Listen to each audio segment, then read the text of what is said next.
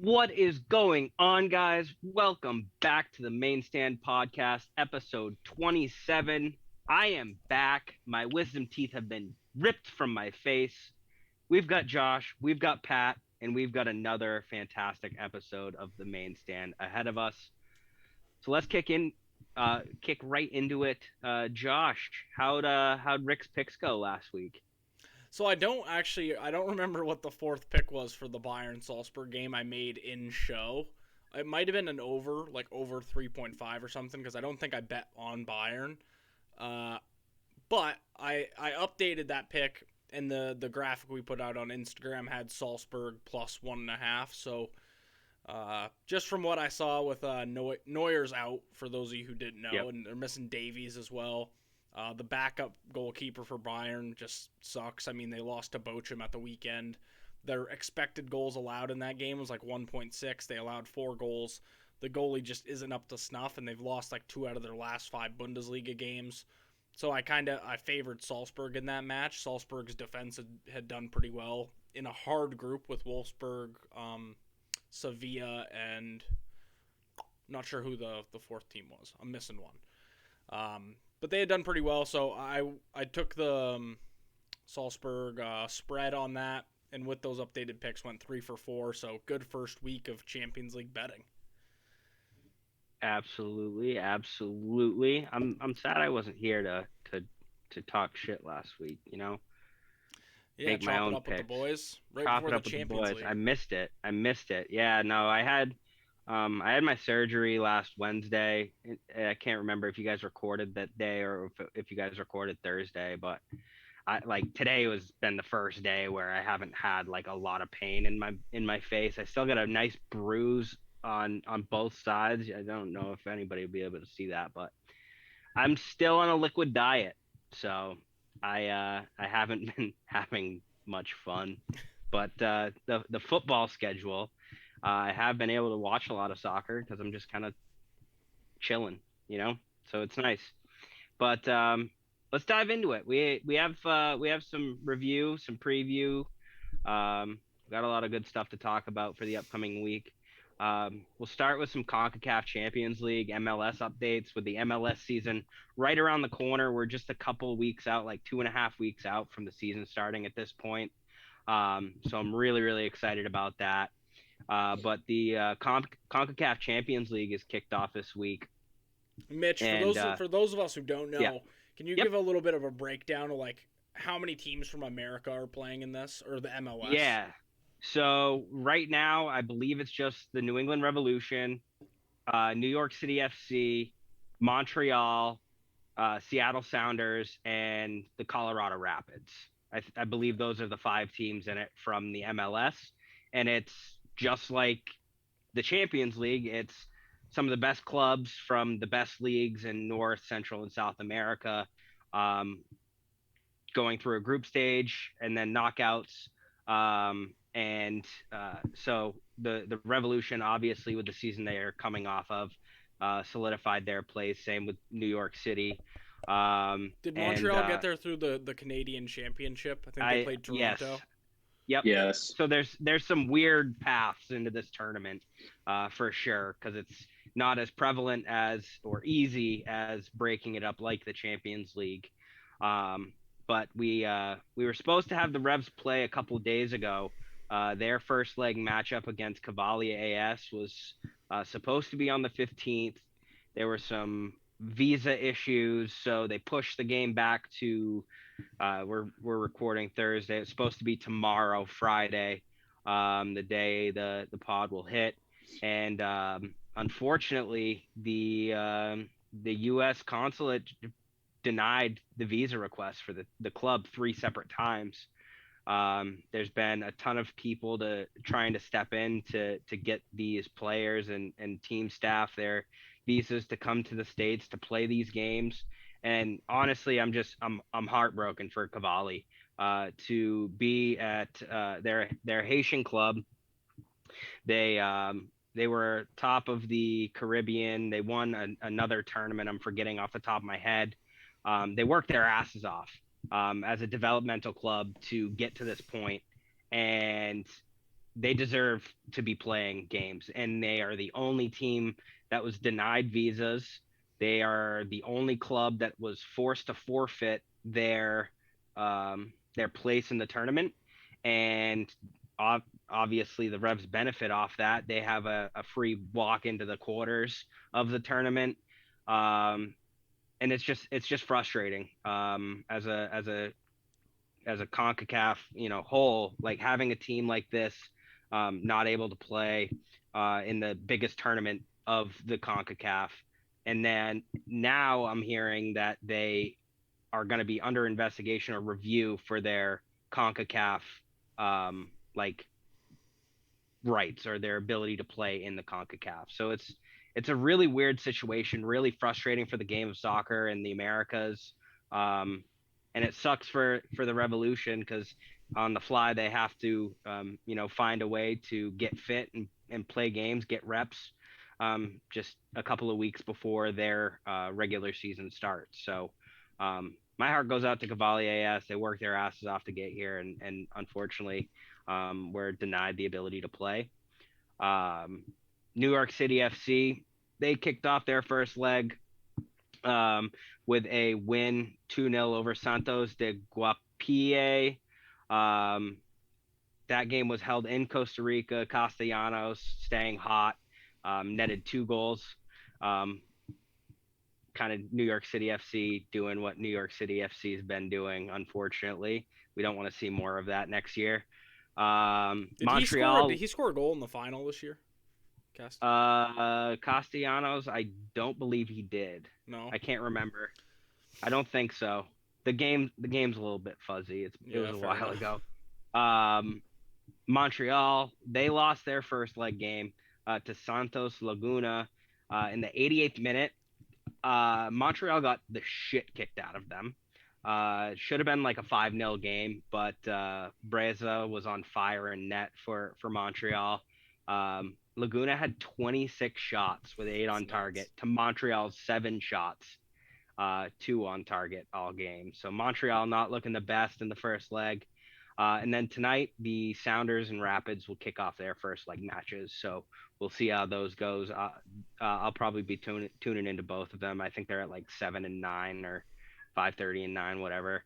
But I'm excited. It's football in America. We have teams that the MLS have sent to the competition to show what the MLS has to offer in the Americas, and hopefully the Revs are able to find their form and play some games eventually in the tournament. That was Mitch Ketchen, our official CONCACAF Champions League liaison. Absolutely. Anytime. Back to you in the studio, boys. Castellanos did score. Sorry, He did. Castellanos did score in the final. He was the NYCFC goal scorer. No, thank you for the fact check, Pat. Yes. I got you, Doug. While we're on the subject of MLS, so Mitch, you said who they're playing on home opener. Is that your first game as well on the 5th? No, so they're at Portland to start, and then it's against Dallas on the 5th. So with the MLS season starting, we're gonna have some live videos coming up. March 5th. Yes. I plan on going to the Revs home opener, and then Josh, you're gonna be going to the Minnesota home opener as well. That's correct. We actually start out with, I believe, next weekend against Philly, which just like Portland is a tough game, especially with like a healthy Philly side, because we know they were kind of down bad at the end of the season. That's a tough one for Minnesota to open up with, just because, I don't know, I'm not really going into the season too optimistic. We made a couple signings here at the end of the window. We got that old striker we used to have back. I wasn't a fan when we had him, Arila or something like along that line. Yeah, I don't know. Adrian Heath is still our coach, so again, not that optimistic going into the season, but should be a good one. Like Mitch said, we have a bunch of content coming out. I'll be in the Wonderwall on the 5th, so. And I will be in the Fort. The cheap seats are the best place to sit at Gillette, honestly. Like, you pay $30, you get to sit as close or as far back as you want. It's general admission seating in the supporter section. So if you get there early, you're 2 rows back off the corner flag or right behind the net. It's electric. If you're in the fort, it's electric. It is. Okay. Yep. It's seated, but it's general admission seating. So whoever it's first come first serve there. But the Revolution have actually made a couple of moves. We mentioned Tejan Buchanan leaving already, so that's a big hole. But the Revs actually just finalized some veteran backup in the forward spot. They officially announced Josie Altidore. Obviously not filling the role that Tejan was on the right side of the pitch, but I think having a veteran presence come into the locker room who had a lot of success under Bruce is going to not only push our younger goal scorers. Buxa, I think, is going to have a field day learning from Josie Altidore. He's 25 and he's already becoming one of our top offensive producing forwards. But I think Josie Altidore, like we had this conversation with our friends, Pat, with Cam. Like he's a veteran on the back end of his career, and he's kind of that Jossie Zardes type player where it's like, he can produce, but when it's you just see him, will he? Yeah, I don't know. I don't hate the Altidore signing if it's not. I don't want him to be the main guy. I'm like, no. He's a proven goal scorer, and I think he'll work well with Bruce Arena. And I think that's really all that there is to it. He knows what Bruce Arena wants, and he knows where the back of the net is. I think writing him off as just like an immediate flop and a bad signing is kind of crazy. Like you look at that 2017 Toronto FC team, and it was Giovinco with 16 goals, him with 15 goals, and he won MLS Cup Final MVP. So he's a good player. He's a proven goal scorer. He's played it on the biggest stage for the men's national team. And he could be the key to, and with the success that the Revolution have found, obviously there needs to be somebody to step into that Tejan role, because he was one of our best players last year. Right. Yeah. I mean, you look back to the back half of the Revolution season too. What was like the biggest thing that at least we saw when the games that they were like, obviously their midfield was a lot better than a lot of these teams they were playing, and they were decent at the back, but like, what was their biggest problem? It's just like they didn't have a guy that would just put the ball in the back of the fucking net at the end of the day. And you look at that game against Miami that we went and watched, what was the most glaring issue that we saw at the back half of the season? It was no one was there to just put the ball in the net. And I think if we have a guy like Josie Altidore that can come off the bench and just be like, fuck it, Carlos Gil can be like, fuck it, Josie's in there somewhere, and just whip a ball into the box. Yep. Like Altidore has that scoring instinct to just put the ball in the back of the net, and he's played at the top levels too. Like, right? Yeah, I think having somebody who's been there is going to help push a team like the Revolution, who are fairly young and have found that success over the line to get to that MLS title that we have been searching for years and years. Who would be an exciting signing for you guys who's currently playing in the A-League, not getting too many minutes? Daniel Sturridge. Danny Sturridge is in the A-League right now? Yeah, he's playing for Perth. God damn it. I don't know how he's not playing, because I looked up his stats. We'll give him minutes. I looked at his stats, and I don't think he'd got a cap yet. I don't know if he's injured. Maybe he's injured or something, but... Yeah, Daniel Sturridge injured? That doesn't sound like him at all. It's very on brand. The guy I was trying to think of also was Kervin Arriaga, who's actually, I think, one of the starting midfielders for the Honduras national team. So he's going to be playing in Minnesota this year. Oh, nice. You guys have any hot takes for the MLS season? Like something to look out for? I think the Revs are not going to be very good. Really? Personally. I'm not super optimistic about the season.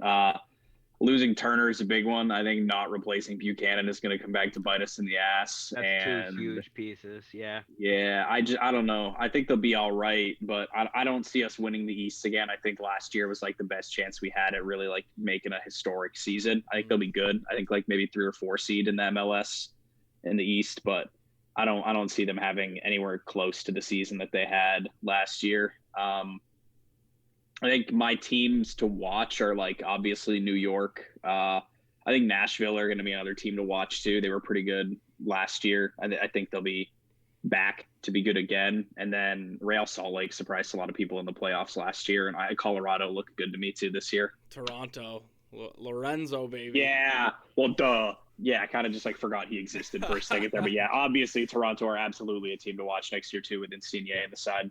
It's gonna be fun. Like, there's gonna be a handful of teams with like players to go watch every time out.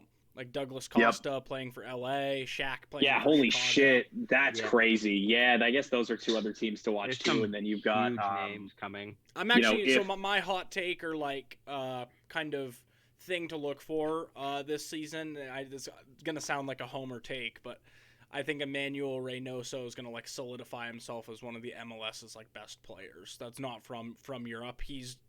He grew on me so much last year. He's legitimately like one of the more talented players in the league, and that's just coming from a straight eye test. So definitely watch out for him. We do support the eye test on this podcast. Yes. And I'm gonna go homer take all the way. I'm gonna disagree with Pat. I think Bruce wouldn't just let players like this go without having a plan up his sleeve.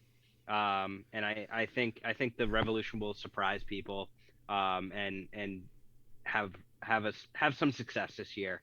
Maybe not as much as setting a points record or winning a ton of games, but I think they will be better than we think they will be based off of the players leaving. Yep. And Matt Turner going to Arsenal was made official this week too. Yeah, so that's I don't know. Another thing. So I think we'll be all right. Enough of this American fucking soccer talk. Let's talk some football, boys. Some Champions League. Yeah, let's talk about the good shit. Good shit. I was wrong about Real Madrid. I was as well. Mbappe bailed them out. Well, Mbappe bailed out PSG. Messi missed a penalty. So I guess the first thing we can talk about. Did you see what France Football gave Messi, like equipped? Did you see what they gave him after that game? No. A 3. They gave Messi a 3. A 3 out of 10. I think that's harsh. Well, when Messi doesn't do the one thing that he's expected to do, I mean, what are you going to take away from that game? I mean, he created more chances than the entire Real Madrid team. I think a 3 is harsh. A 3 is harsh on the guy. I get it, but that's tough, man. So my whole takeaway from this one, Mbappe did bail PSG out. Great individual finish, and it just kind of goes to show how really good Mbappe is. I don't think there's any hype around him. I think he is just literally a generational talent. The thing I am worried about here, and I think this game was the perfect example, when you have two really, really close sides, two top sides in Europe, without this away goal rule in effect, Real Madrid ultimately went into that game, especially in the second half, and just wanted to completely park the bus because there was no ambition to go out and get an away goal. I think they thought if they could go leave the Parc des Princes, on a 0-0 scoreline, they would be favored at the Bernabeu in a couple weeks. So I think it kind of you take away that incentive to go out and be attacking when you're playing away from home, especially in the first leg. And I think Real Madrid showed that like epically in this game, and I'm kind of wondering if you guys think that might be a problem here in the next couple years with this new rule. No, I've always thought away goals was the stupidest fucking thing. It sucks to go out on, but do you see how like that changed like in literally the first game under this new rule? Like it just seemed like Real Madrid weren't going after a game they should have, been very City went and won 5-0 away from home. Liverpool went and dominated Inter Milan, won 2-0 away from home. I just think it's a Real Madrid thing specifically. Okay. I wouldn't necessarily say dominated. Whatever. They were way more clinical. We'll get into that. Their 2 goals. Inter did it at the end of the day. But exactly my point.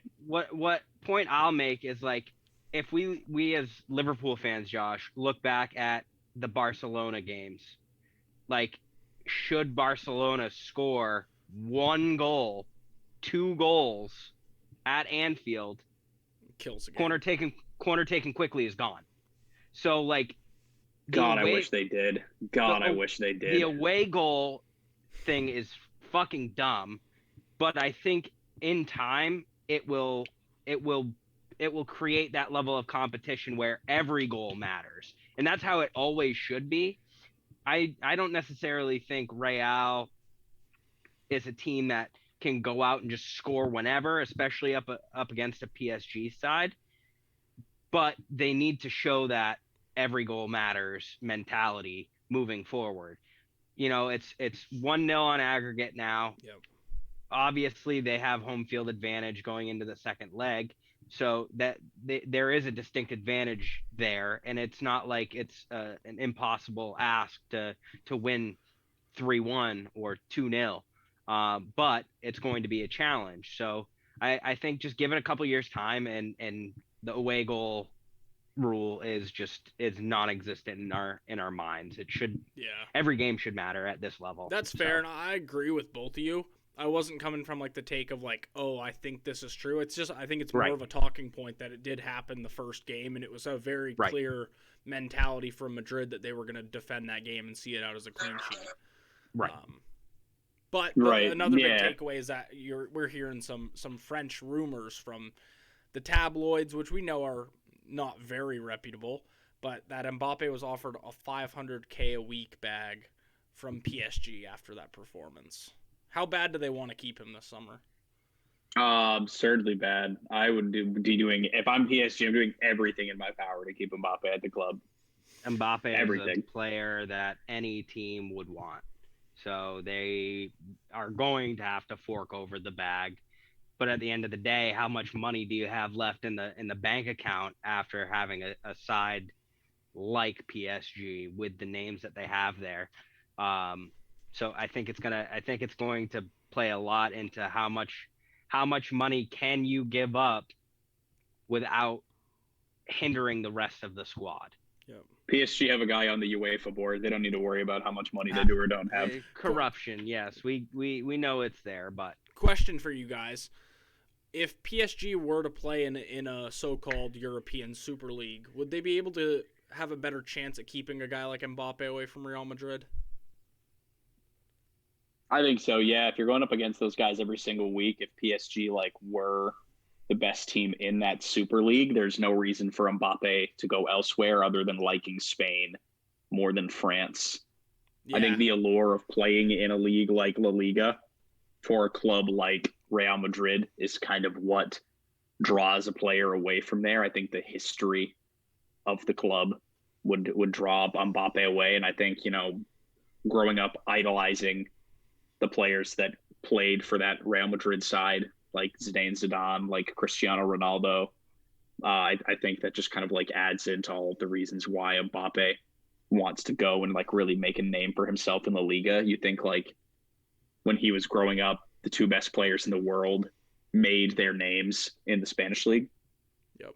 So yeah, that's really fair. Yeah. The thing that's scary about that, I think for any player and what those players should be scared of, is that when you go to a club like Barcelona or Real Madrid, that window closes so fast if you don't perform. And I think we've saw it over the years with English people going over, and just the bigger prospects going to those teams. In 50 caps, if you don't cut it, the fans are going to let you know. And it's so risky going there as a 23. I mean, he's still so young. I don't really see the need for it yet. I feel like he could spend a few more years at PSG. That's why I always kind of didn't think the Liverpool thing was that out of the realm of possibility, aside from the transfer fee PSG would want and his contract wages. I could see him just wanting to spend a few more years in Paris and go to Real Madrid at 25, 26, and you still get plenty of time, to play at Madrid. It just seems a little weird. We all saw what happened to Eden Hazard, and obviously he was a little bit older when he went to Madrid. But top players that are considered one of the three best players in the world can go to one of those teams and just not be good. That is possible. It. Yeah, that's very, very fair. I think Mbappe is young enough and ambitious enough and very clearly good enough where I don't see Mbappe failing no matter where he goes. Personally, yeah, I agree. But that was PSG Real Madrid plus Mbappe. The next game I think we can gloss over. I don't miss. City fucking murdered them. We got City Sporting. City went to Lisbon. They rocked up. They beat them 5-0. unbelievably convincing. Both feet in the quarterfinals now, and they're not scoring 6 goals on City at the Etihad. Tie's done and dusted. It's over. Yeah, Tie's wrapped up. I do gotta criticize your man Kyle Walker putting that runner-up medal on. I don't know what that video was about. I just think that he was supporting the City. He was like, I want to win it, and I don't know. I get it. A little cringy, but I don't know. Maybe it was a PR thing. Maybe his PR team told him to do it. Maybe it was a bet he had with everybody in the locker room because he got sent off really stupidly against Leipzig. Like, I don't know. I don't really care. I don't look into that too much. I did notice that Phil Foden has a neck tattoo. A neck tattoo? Yep. Yeah, he's got some like letters and numbers on his neck. I had no idea. I noticed it during the game. And his hair, great, by the way. He looked great as a player. I don't know what his hair's all about. Looks like it was drawn on with a fucking Sharpie, though. A Stockport Iniesta tattoo across his neck. He was really good. I think Silva had another phenomenal game. Yep. Really tight offsides call, denying him a hat trick. All those former Benfica boys were just up for it when they went to Sporting. Cancelo looked good. Diaz looked imperious. The game was never in doubt from minute 1 to minute 90. De Bruyne is back on form now, too. De Bruyne looked really, really good for the full 90. Feeling good. It was a good day to be a Blue. That's pretty much all there is to it. Yeah, it's a good one. It's a nice, easy. You can probably rest some players in that second leg. Oh, dude, I hope that we start some academy kids. Let Liam Delap get a full 90 in the Champions League. Come on, Baldy, do it. It's always fun. The next one, it's me and Mitch's team, Liverpool. Bit of a snatch and grab win here at the San Siro. Our second time there in this year, and our second win. Mitch, well, I guess I'll give your take first on it. First 45, not ideal.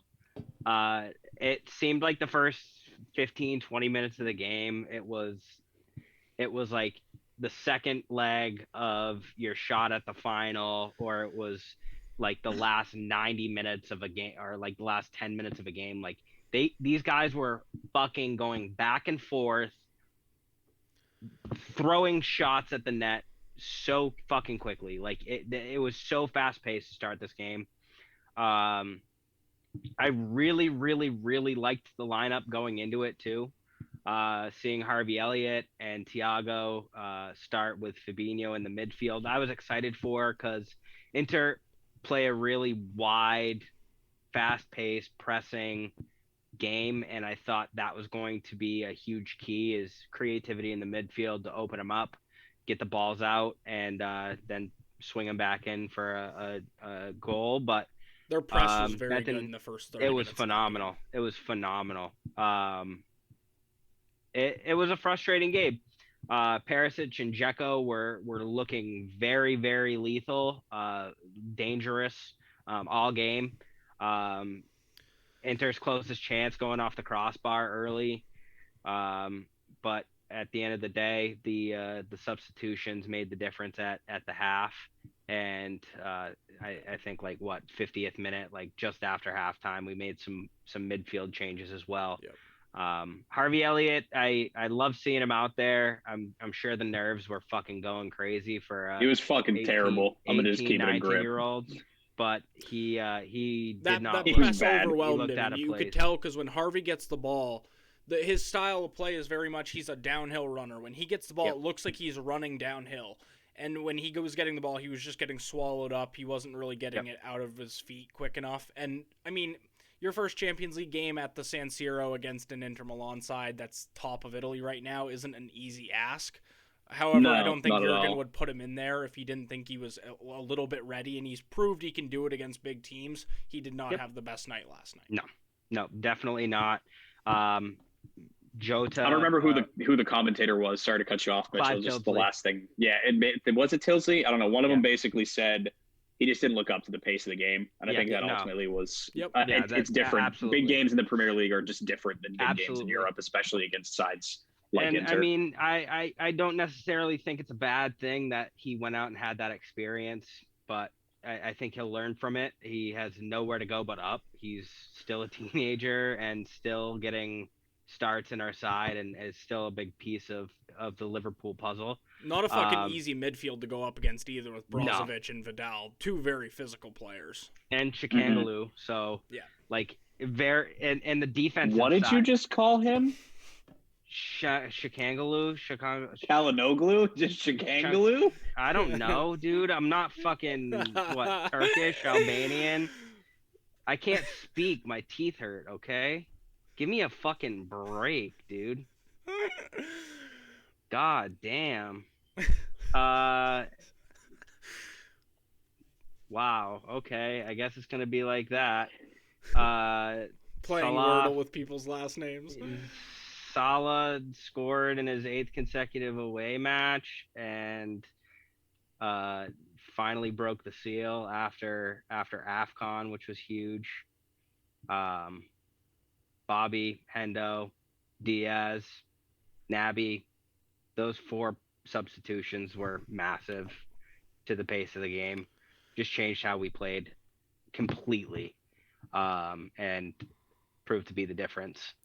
Yeah, for me, Jordan Henderson kind of went in and changed that game. He was probably my man of the match in terms of, or Van Dijk was my man of the match, but coming into the game, Henderson completely changed the style of play, kind of laid in that 6 role, and just was passing the ball a lot better than the midfield was. And I was a little concerned with Fabinho coming off, but Henderson bossed it. Bobby comes in and gets a beautifully flicked goal, and Luis Diaz just dragging the ball all over the pitch when he came in. So couldn't ask for, really much better. And a 2-0 lead going into Anfield for the second leg is pretty comfy. So I'm feeling pretty good about it. Yeah, one more quick thing to add. I think going back to like Harvey Elliott, a player that disappointed me more than Harvey Elliott was Trent.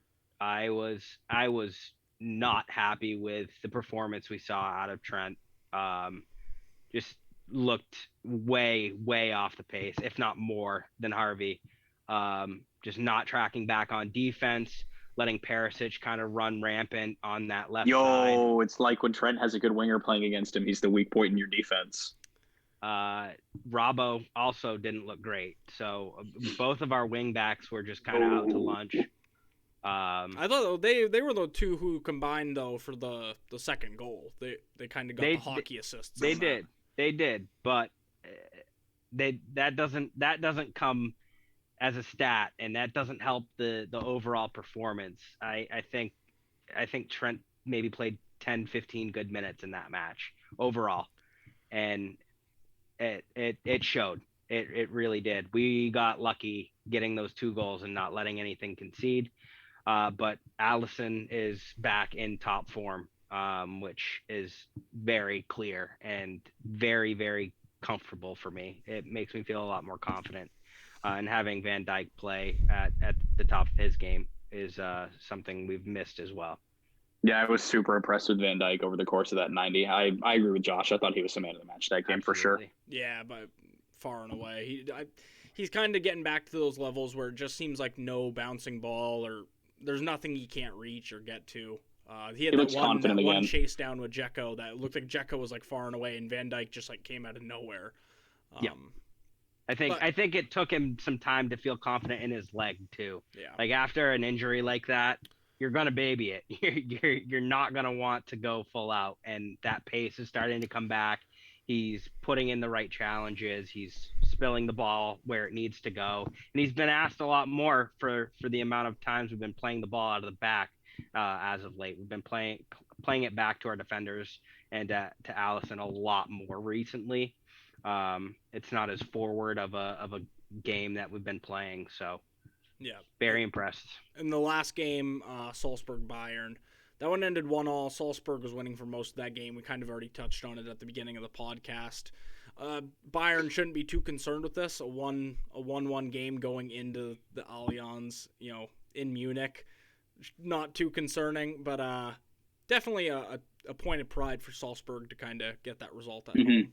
Yeah, I thought they played really, really well. I think they maybe were a little unfortunate to not come away with a win going back to the Allianz, but I think a 1-1 scoreline with Bayern having a home leg to play really, really favors them. Like you mentioned, Josh, going into the second leg of this tie. No Neuer and Davies is a really, really big miss for Bayern. Is it Neuer, Davies' ankle still? No, it's his heart because of COVID. Oh, no shit. Okay. Yeah, he's still having like heart palpitations because of it, or something. It was something to do with his heart, or just like cardio, and he just like isn't fully fit, just like can't play. But yeah, between him and not having arguably the best goalkeeper of a generation, in your back four, it's going to be a miss for any team. And then Davies is like on his day, he's the best left back in the world. So I'm trying to think who they put that is there. tough. It might be Teo Hernandez might be playing left back right now. Yeah, potentially. I don't know what so. they're starting 11. He's one of their outside backs. I just don't know if he's left or right. I think he's on the left side. Yeah. So that was it for the Champions League. Only 4 matches this week. We got 4 more next, and then it'll alternate back, I believe. But we did have some Europa League games today. Napoli played Barcelona, kind of like a Maradona matchup. Ended 1-1. Kind of a. Teo Hernandez plays for AC Milan. What? Does he really? No, it's not. It's not Teo Hernandez, but it is Hernandez. Yeah, I'm not. You are right. It's An Hernandez. Lucas. We're thinking of Lucas Hernandez. My bad. It's a Hernandez, though. You're right. You're right. I apologize to Teo. The Napoli. We are a mess today, boys. Yeah, the names aren't. We're not a name podcast, okay? Not logistics. We don't do that much research. So give us. We've said we're not a logistics company. We can talk about Europa League though, like Josh was trying to talk about before I rudely interrupted him. Napoli Barca. Not much. It was a Maradona game, 1-1 draw. Josh, did you have anything else to say before I repeated everything you just said? To see a Barcelona front line of Adama, Ferran Torres, who did score a penalty, and Aubameyang is a little weird, and frankly, it just seems like levels below where they should be. But an Arsenal reject, a muscular, strong man, and Ferran Torres, who has the right to be a very raw, good player. A very raw talent. Yeah, it's such an awkward front three. I don't see this Barcelona team getting very far anywhere this season. It doesn't feel like there's any chemistry between the three of them because they're so like they're all brand play, new. Yeah, they're brand new, and but like even as individual players, like given time, like the three of them together don't seem like they would fit well together in a front three. You know what I mean? They'll probably learn a few things from each other. Aubameyang will probably start wearing oil here in the next few weeks, and who knows? The other game and probably the surprise result of the day. This was crazy. Dortmund Rangers ended 4-2. What'd you guys make of that one? Wild. I have Dortmund notifications on my FOTMob app, and I texted the group chat when Dortmund were 3-0 down. And I was like, what the fuck is happening? They're in Germany too. They're in the Signal Iduna Park, and they are getting obliterated. Dortmund are stinky, bro. Shout out Rangers. Testament to how good Rangers are, even without Gerrard. Still, like they're still a pretty solid European side, but yeah, they have a nice little lineup. This Dortmund team is fucking ass. Get Haaland out of there. I didn't. For some reason, I thought Haaland was playing today. He was not. Ultimately, this one is a little bit similar to the Bayern one. I know they're down 2 goals, but without away goals, which would have been a huge thing in this match had away goals still been involved. Now it's Dortmund just need to win 2-0, 3-1, and it goes to extra time. It's not unreal for Dortmund to go do that. I think Dortmund I don't know if they'll do it away from home. No, and that Rangers crowd is a tough place to play as well. So. I don't see Dortmund coming back. I think they maybe get one. Maybe they win the next leg, like a 1-0. Maybe like, I don't know. I just don't see it, man. I don't think they're keeping Rangers out at home. And Jude's I'm just going not. This summer, and it is going to be a race. If you sign Haaland, you're not signing Jude as well. Exactly. Yeah, right. I think both of them are out this summer. So yeah, both of those guys. It'd be really interesting this summer to see where those two end up, because neither of them. The way Dortmund are playing and the way that the team is progressing, I don't see either of them staying next year for sure. I don't know who signs Jude. You imagine just like Ryan Kent, Aaron Ramsey, and Glenn Kamara putting the dagger in Dortmund. It'd be tough. It'd be funny, but it'd be tough. Former Liverpool lad. Like, that Rangers side, albeit like they are good in league games, but to go up against Dortmund and do that in Germany is just fucking insane. Yeah, it was really that's a testament to that side for sure. It was a really big result for them. All right, Josh, you want to hammer through some EPL picks this weekend? There's not a ton of to really. If there's stuff we want to talk about with the games, I think we'll just touch on it really lightly, but we'll hit some picks. Josh, ready? 3, 2, 1, go. Yeah, first pick: West Ham, Newcastle, over 2.5 total goals, -130. That's obviously the favored pick here. I think this one has a ton of fun in it. Newcastle have just been a team to watch recently. I have not missed a Newcastle game, I don't think, since the transfer window. They're just balling. Kieran Trippier just banging in free kicks everywhere. West Ham are still a fun side, too. They haven't really lived up, I don't think, to where they were the first half of the season, but that is an exciting game. I think there's goals in it. Yeah, this game's got 2-1 written all over it. Hammer that 2.5. Yeah. Brighton, Burnley. I have the Brighton money line straight out, -145. It's kind of a juicy pick, but I'm still going with it. That is juicy. Burnley gave Liverpool a run, so I don't know about that one. Yeah, no, the odds aren't great on it, -145. Right. But Brighton did just drop points to Manchester United. Generally, they're not a team that goes through like huge lulls of bad form, so I think they'll bounce back. Yep. Arsenal, Brentford. This one was a tough one to call because I'm still not sold on Arsenal. Arsenal haven't been able to sell me all year. I think they play good against bad teams, but a team like Brentford beat them. Who beat them? First game of the season, first game of the Premier League season was a great one at Brentford Community Stadium in London. Now they're going to the Emirates. I can't make a call on this one from a game standpoint. I think it's too close. I do have Saka to score. I think this is a game he could kind of play well in. Not sure if he scored very recently, but plus 200 for him to score I feel like is good odds, and it's a good kind of just throw out their pick and let's see what happens. Yeah, I see a draw all over this match. Yeah, it's a weird one to call because I could see Arsenal at the same time. I could see Arsenal go out and like win it 3-0 in like very surprising fashion. And it is at the Emirates too, right? Yeah. Yeah, because the first one, I remember being the first game of the season. It was at Brentford. At Brentford Stadium. Park, yep. Yeah. Liverpool Norwich, which is just like, Liverpool's play toy. This one has like, to get any value out of betting Liverpool on this, you have to bet Liverpool like -3.5, which is like Liverpool to win by 4 goals, which that's just like, I hate those chances. So I'm actually going Liverpool clean sheet. That's -175. Again, the odds on that are just stupid. And then Liverpool, I do have -2.5, which is plus 100 odds, which aren't bad. So that's obviously Liverpool to win by 3. They did that the first game of the season. I think we won 3-0. Liverpool are just gonna, fuck Norwich. I think this is just throw away a little money this weekend and $20 on the Norwich money line. If they pull an upset, you're making bank. Just do it.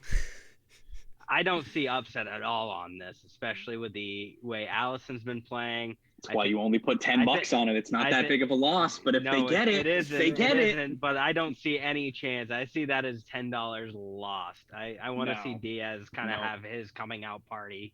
I want to see Diaz in the starting lineup, especially with Jota potentially injured here going into the weekend. And I want to see Diaz bang in a couple of goals. I think he deserves it at this point. Before we leave this game, I just want to say, Mitchell, it's not called throwing your money away. They call it gambling for a reason. Irresponsible gambling. I am gambling on Norwich winning this game. Responsibly. We're a responsible betting podcast, everybody. Dial 411 if you need help. Yeah. Anyone who wants to sponsor these picks, hit us up. Literally anyone. We'll take any betting sponsorship. Yes. Betway, Bet365, hit my line. We'll put you on the front of the shirt just like West Ham does. We'll get some. We'll do a Manscaped Rick's Picks at this point. They sponsor every podcast. Right. Our going rate is $10 per impression. Next we got Southampton Everton. I have the over 2.5 minus 125 in this one too. Everton have been pretty exciting in good and bad ways since Lampard's come in, and Southampton are on pretty good form. Like that one has 3 goals in it. I also have the Everton money line. I think this will be a big win for Frank. They're the underdogs in this one.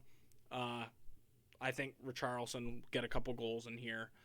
And plus 255 for Everton to win is really good considering they haven't really got too much time under Frank and they've had some hard matches, so I think this is a winnable one for them. Not too much in that game aside from that. Villa play Watford, don't have a bet for that one.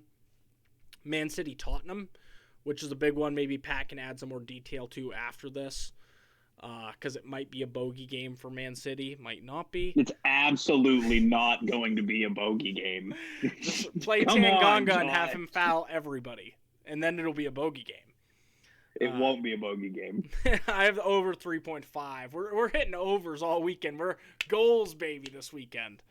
I like that strictly for the odds. The plus 150 seem decent, and City score goals, and Tottenham are in fucking terrible form. My prediction for the game is 2-0 City. City haven't really been scoring a ton of goals. Only 7 in their last 3, which is a low number for City. 4 of them came from Norwich, but 2 clean sheets in their last 3. Tottenham have let in a total of 7 goals in their last 3 games, have not kept a clean sheet, and they've only scored 2 goals in their last 3 games. 2-0 City, we're really good. Tottenham really fucking aren't. I don't think this is a bogey game. I'm going 2-2 draw with Kane getting the equalizer in the 89th minute. No fucking way. Ruben Diaz is going to shove them so far into his pockets. Leeds play Man United, a weird game that could go literally a million different ways. Yep. If I'm a betting man, this is a game I'm staying away from by a mile because it just has surprises written all over it. It feels like a game, however, that really keeps up with the trend of bet the over. Whatever over looks like good odds, just fucking do it. Like, United beat them 6-0 at the start of the season. Neither team can defend. Both teams are just relying purely on scoring goals, and Ronaldo finally scored again for United. So if there's anything to bet on, I think this game's going to at least have goals in it. So my official, unofficial pick for this game is Dan James to score against Man United, plus whatever, probably plus like 600. Hit the Dan James scoring prop. Scoring. Can we bet on if he celebrates, if he scores too? Is there something I can do for that? At Ellen Road, he's doing a knee slide through Sir Alex Ferguson's legs in the stand. I think he would go mad if he scored. I need it. Inject that into my veins. Last pick, Wolves-Leicester. This is a pretty good one. Leicester just not really doing too hot the past few weeks. Wolves, I think, have played well all season long. Their defense this year has just been, like, perfect. And even though they're losing a lot of games, they're, like, dropping points. I think they've played well in every game. They don't lose by much in any match. I have a draw on this one. Draw plus 230 is pretty solid odds. I think it's a pretty fair pick given where both of these two teams are. Yeah, Rodgers is starting to get a little bit on the hot seat at Leicester as well. We haven't really talked about that too much. I think he could be out this summer. I've seen City fans say they want him to replase Pep, and if Brendan Rodgers ever coaches Man City, I will jump off a bridge. There will be 2 podcast hosts. If Brendan Rodgers ever ends up being the manager at Man City, and the first lineup we see is just a 3-4-3, and I cannot wait for that. I'll talk to you never. You'll never speak to me again. Well, you'll be able to experience what we've experienced in that he's not a good manager. So he's not, and I don't want him anywhere near my club. We're going to stop talking about it because I don't want to speak it into existence. Let's talk about the Champions League next week. He'll probably re-sign Jordan Ibe and put him out on the wing. Dominic Solanke up top for Man City. I don't want to talk about it. Okay, so next week in the Champions League, first game is Chelsea and Lille.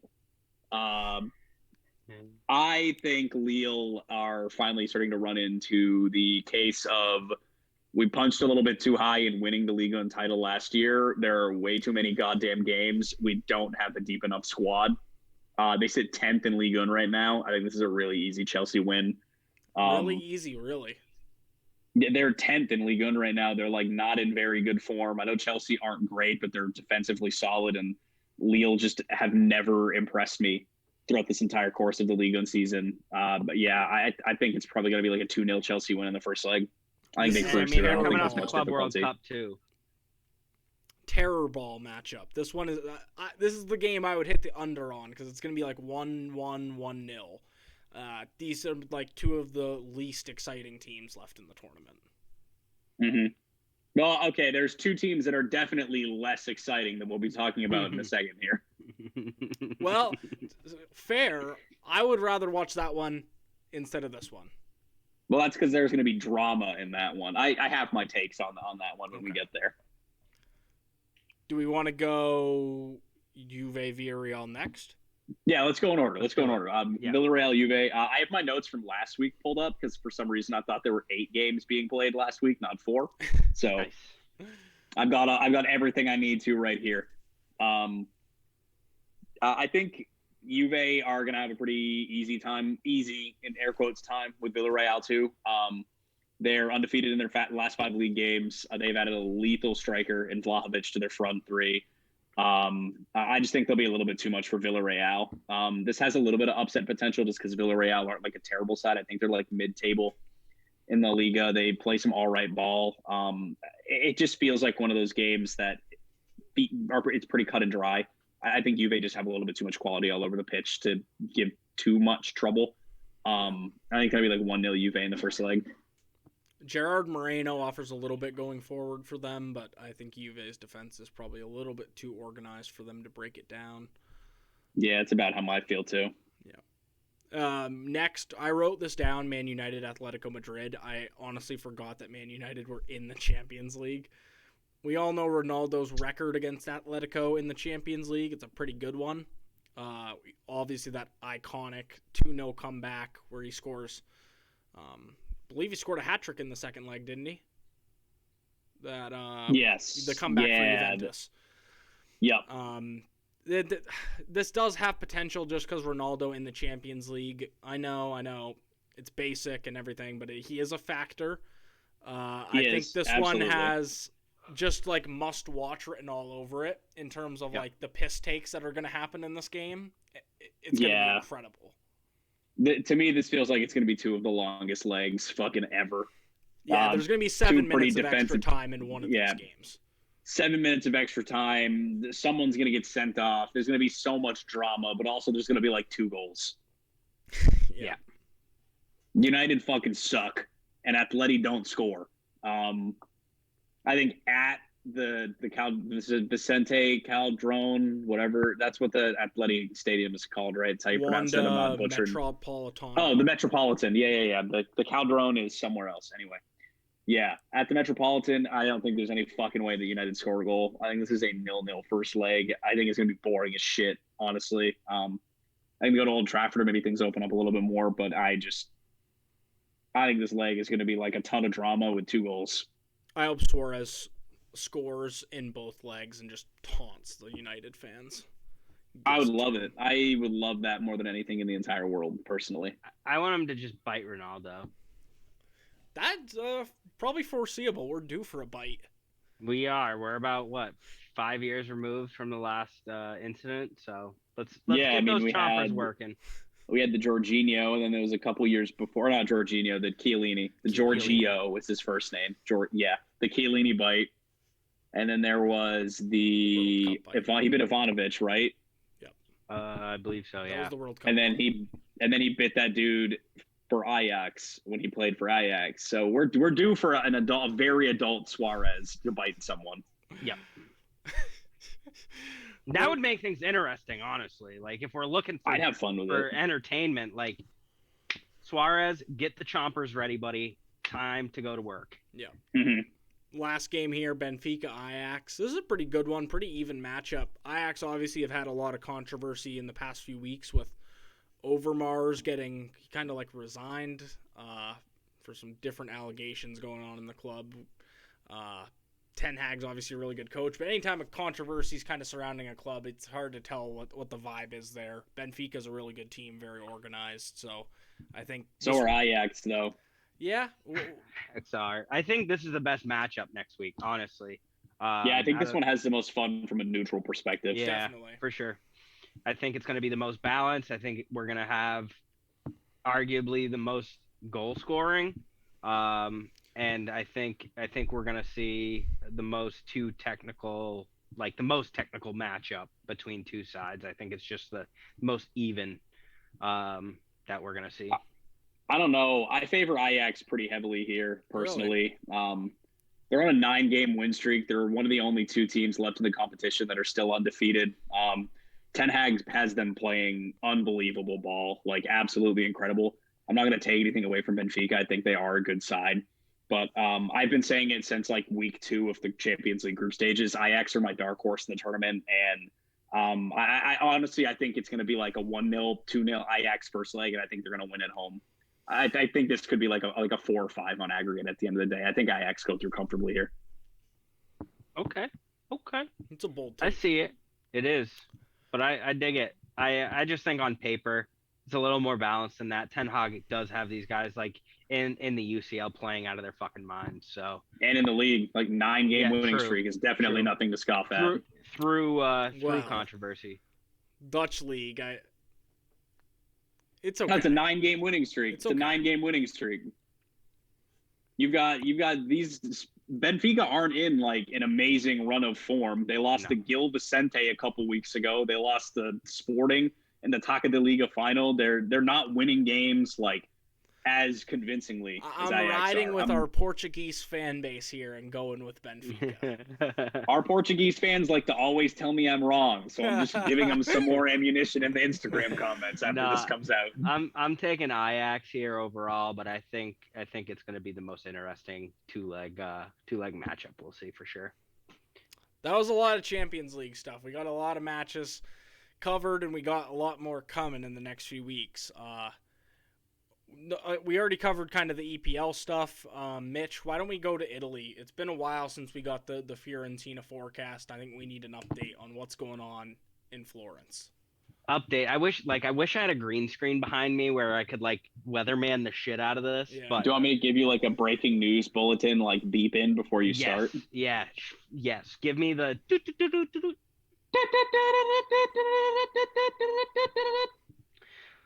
All right, I'm your host, Mitchell, here with the Fiorentina forecast.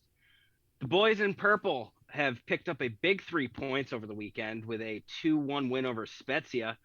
Currently, the Violas are 3 points off of 6th place, our target for the end of the season. With a game in hand, they have a huge test this weekend, going up against 5th place Atalanta.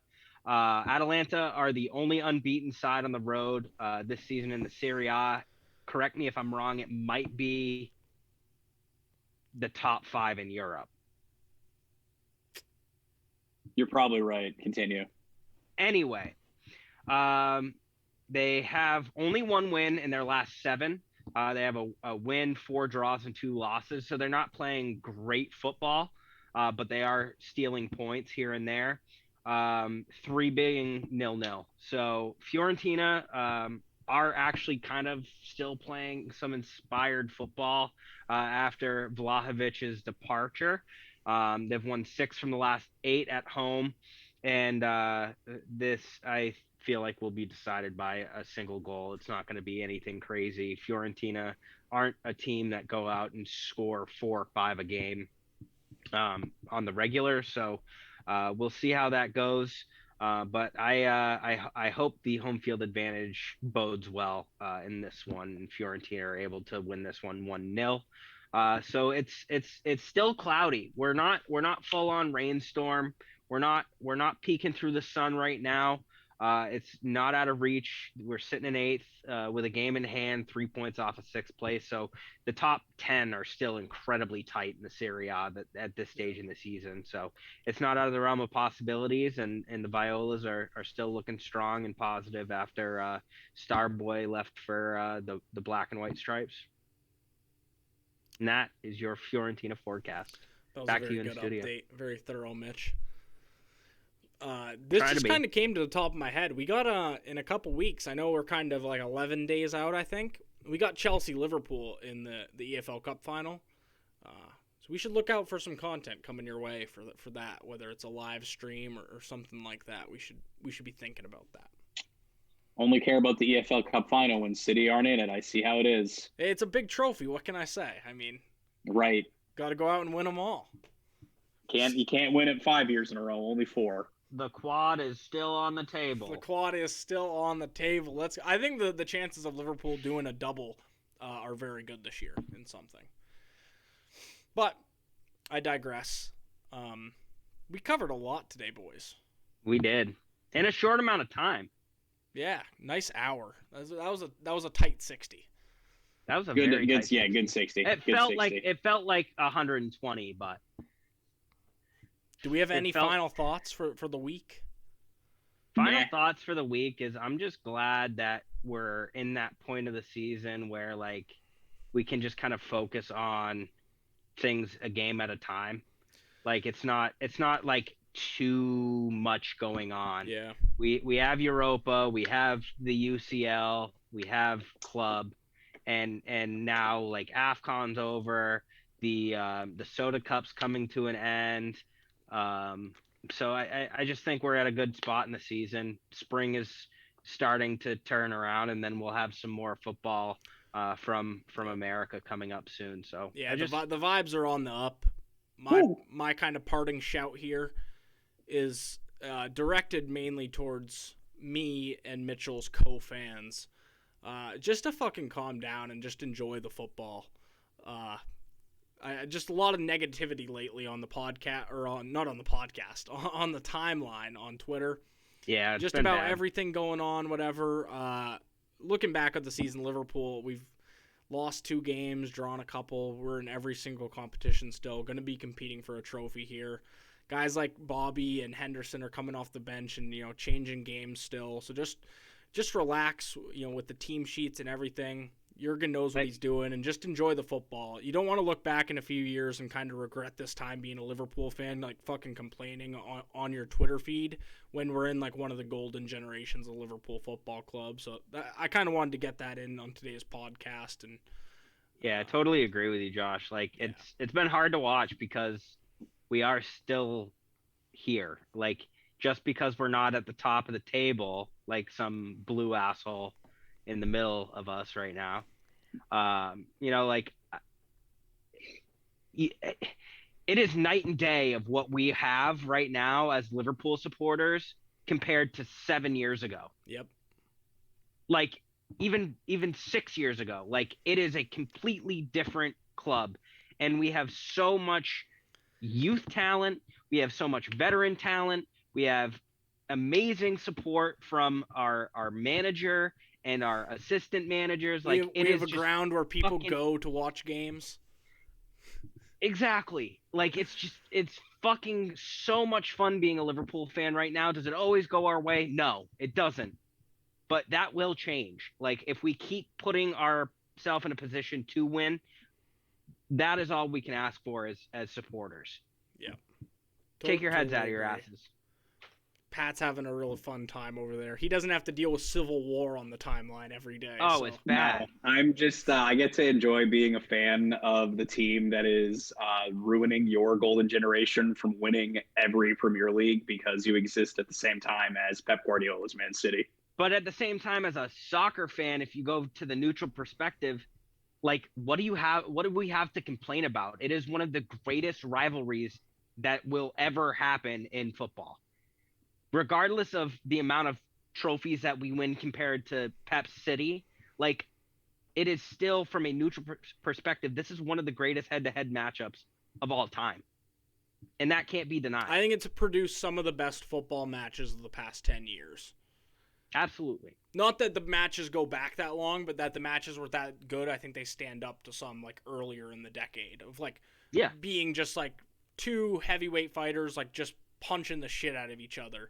And Pep's comment this week, I think when Pep gets like a movie done about him or a book, whatever, he will go. He's back already and got say, a couple of them. I've read them, but yeah, I mean, When it's all said and done, Patrick, damn it. He is always gonna reflect back on that Liverpool team being the best team he's ever faced. Absolutely. I think so too. I think he thinks very highly of Liverpool and of Klopp. I think we have a very fun rivalry, all trolling in the middle of you two aside. I think it's fun. I think we exist at a very good time for football. They ultimately are the rivalry that kind of stole the biggest league, title away from La Liga. Yeah, it's this City team and this Liverpool team. I think it's undeniable that they're two of the best sides in the world right now. Yeah. I'm so glad I decided to be a Liverpool fan when Brendan Rodgers was at the helm. Ditto. I picked City because all my friends told me not to, and here I am. I didn't really have many other options. Well, you could have just picked the team that everybody else in the group liked. You decided that you didn't want to. Well, nobody else had a duplicate, so. Right, and I mean that's what made our friend group so diverse, and what makes our group chats so angry. That's what happens with most friend groups. I love this conversation to end the pod too. That's what happens in most friend groups. Everyone wants to go their own way when they're like picking out a soccer team, and when you're in like a tight friend group, no one wants the same team. So you just have like 4 friends that support like rival clubs. The same thing happens with my friends. It's a ton of fun. It's a ton of fun. Maybe we'll do a mini-sode on it. Stay tuned. Yeah. We got to get like a round table discussion with like all of the separate homies. Stay tuned. That's in the works. It's officially unofficially in the works. That was a good episode, boys. Right. It was.